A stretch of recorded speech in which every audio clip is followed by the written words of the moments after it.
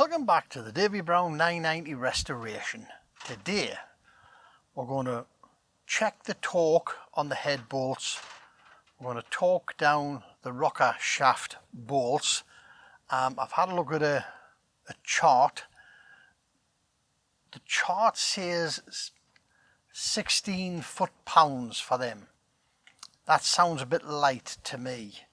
We're going to put them down to 30, right? I cannot find a tension for them in any of the manuals or any of the books that I have, so we're going to knock them down to 30. I don't think it's going to make that much difference for them.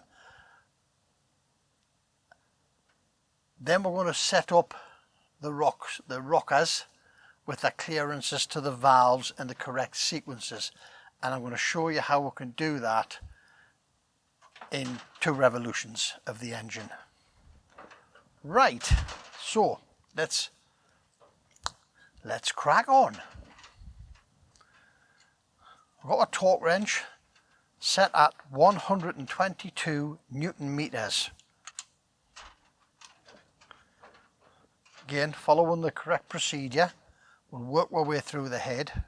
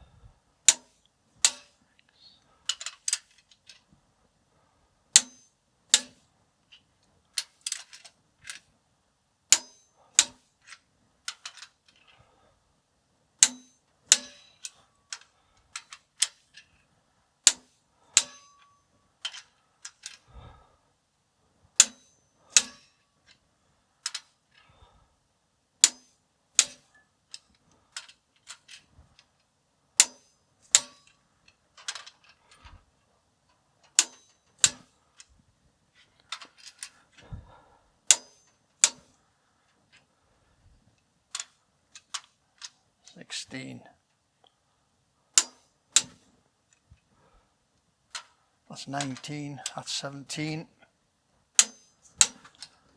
18,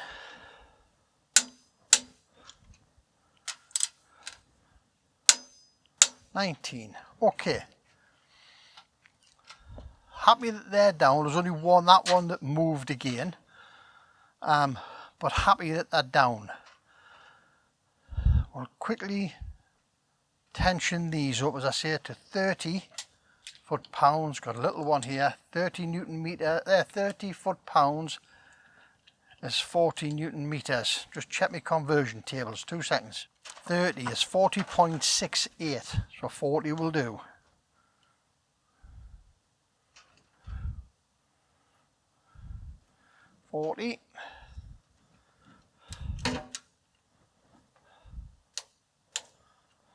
Just and start from the center. Just simply work our way out with those ones. Okay, that's what a rocker shaft down. What we're going to do now, we're going to find top dead center number 1.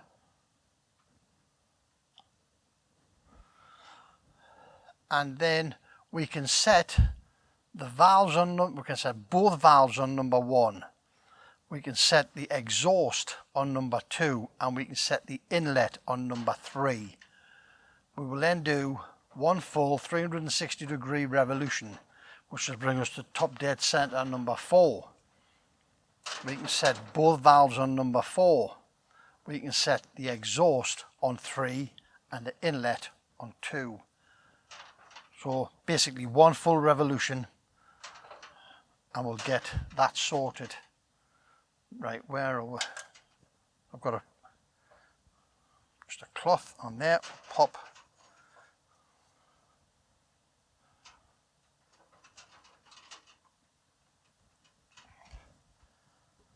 that on there just to stop it trying to stop it from damaging the paintwork, but waste of time in it. The whole thing needs a painting again anyway. Right, now top dead centre is when both these valves are rocking after the inlet and before the exhaust moves.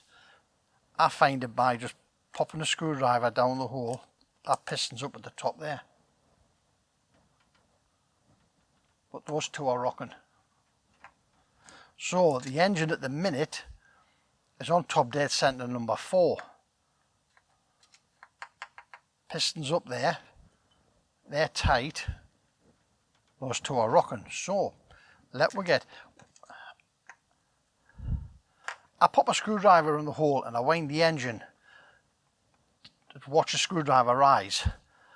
Never let loose of the screwdriver or leave it in the hole. As the piston comes up, there is a big potential for it jamming, and the best case scenario is you're going to bend your screwdriver. Worst case scenario is you're going to damage the head or you're going to damage the piston. So I just keep a hold of it and let it rise as it comes out the hole. You find top dead centre, because in this instance the pure accuracy of top dead centre is not important.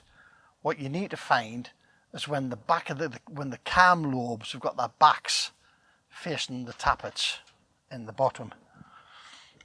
Now,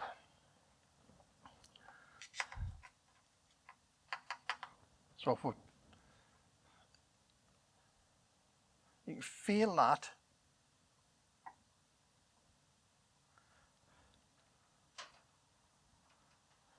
It's right there. There. You feel the screwdriver rise and stop. Now, there is a timing position down here on the clutch housing, but I haven't got the peg to put in. My peg's missing. But what it locates into in the flywheel is purely and simply little dimples. I wish it had been like the Massey Ferguson, where you can put a pin or a screwdriver in through the front, through a hole in the bell housing, and there is a corresponding hole that it fits into and it physically locks. That would have been a much more certain type of positioning. But for what we're doing, setting these up, this, my method with the screwdriver, is good enough. Feeler gauges. Let's get some feeler gauges. Right, this is an AD 449 engine. The valve clearances on here is 10 thou throughout. These valves do not have the rotator caps on. The original valves from the engine did, but when I replaced the valve train, these valves do not have rotator caps on. So it's 10 thou across the board here. What we need is it 9/16 spanner. It fits on my lock nuts. These don't have to be horsed up tight. They've got to be secure, but not tight. You can see on this one and this one, somebody's had a real go at them and they've damaged the nuts, and you just think it never needs to be that tight. So to adjust them, and as you can see, I've already set these, but I'm going to go through the process of adjusting them with you. Spanner on, screwdriver in, slacken your lock nut, get your feeler gauge, pop it in, and you'll feel, tighten the screw down, you will feel when that starts with an interference with each other in there. When you get to that point, spanner on, hold the screw still, nip the lock nut, check it again,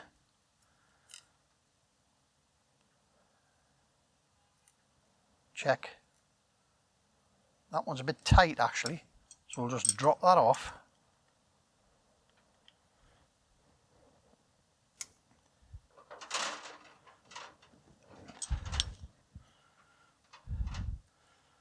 That's better, that's a nice fit. So, top dead center number 4. We can do both valves number 4. We can do the exhaust on number 3. And we can do the inlet on number 2. We can set them up. Now we need to rotate the engine a full 360.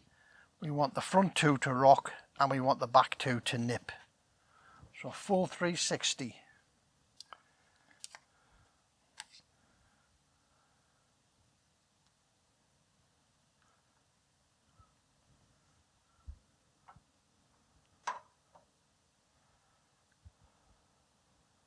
Should be coming up here. It will come.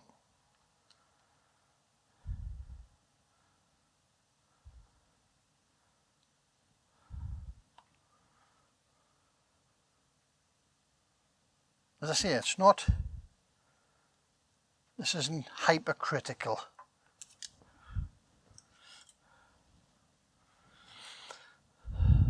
Check these two.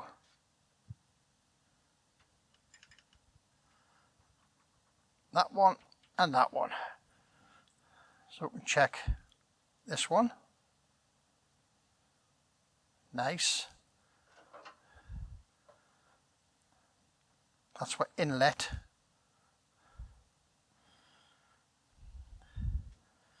Inlet on 1. Exhaust on 2. That's a bit tight. These are settled since they're small.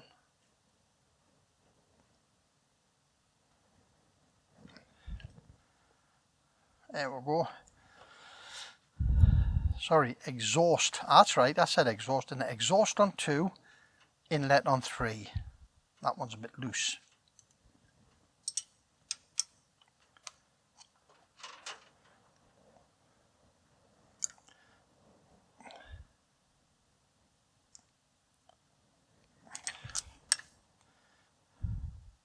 Lovely. Lovely. Right.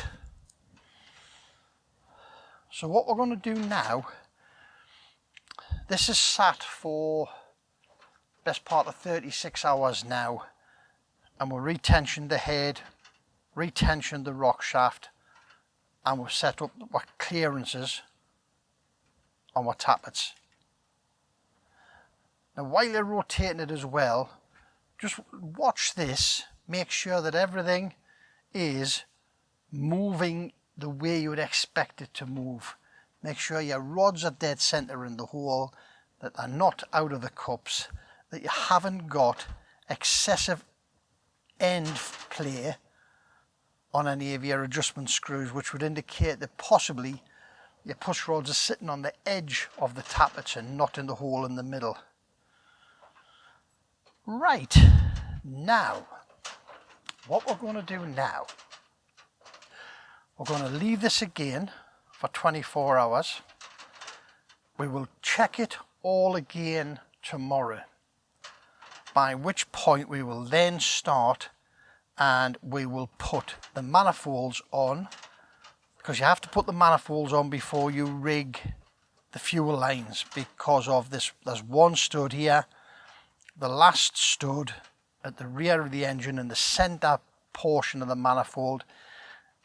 If you can't get to the nut to tighten it up if your fuel lines is on. So we've got to put the manifolds on first.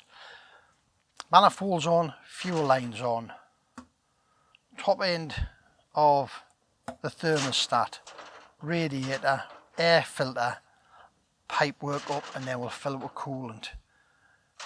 What's today? Wednesday. No, Tuesday. Today is Tuesday. So Wednesday afternoon we'll get this done. Thursday, Friday we'll bleed it. Hopefully we'll get it fired up by then. As you see, I haven't got the injectors in. The reason why I don't put the injectors in when I'm setting me tappets is because I want to feel any interference between the valves and the piston. Any problems at all, you'll feel it nip. Whereas if you're fighting compression, you might not feel that problem. You can hear the door going hell for leather here with the wind. Having said that, I'm sure this head is a clearance head and not an interference head. By that I mean, even if the valves were open, because of the pockets in the pistons below the valves would not strike the pistons. Unlike most modern cars, where the interference heads, meaning that the valves do interfere with the pistons, and that when your camshell, when your cam belt jumps or snaps, as sometimes it does, it destroys the whole valve train. My son had an XC90 that the timing belt snapped on it. Because it was an interference head, it destroyed the engine. It actually broke. It was a twin cam engine. It actually broke both camshafts out of their carriers and bent several valves.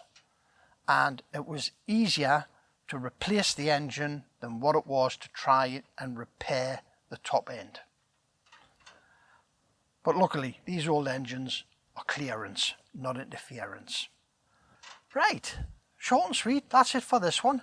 As I say, hopefully by the weekend, we'll have this up and running again. Hopefully. We'll see. Right guys, thank you very much for visiting. As always, your time is greatly appreciated when you pop across to see what we're doing. But remember, don't overthink it. It's only nuts and bolts. And we'll see you in the next one. Bye now.